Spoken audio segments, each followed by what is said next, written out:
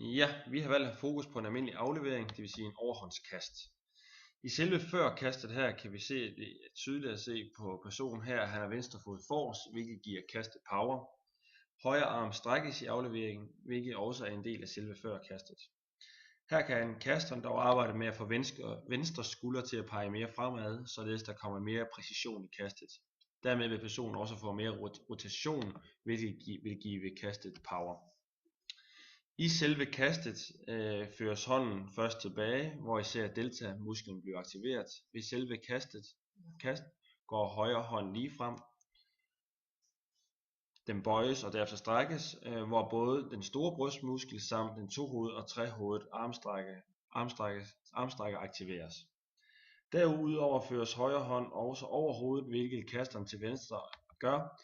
Kasteren til højre skal dog arbejde mere med at få kastarm over hovedet. Personen til højre kunne arbejde mere med at få power i kastet, hvis han arbejder med at få mere vægtoverførsel fra højre mod venstre, således der kommer mere rotation.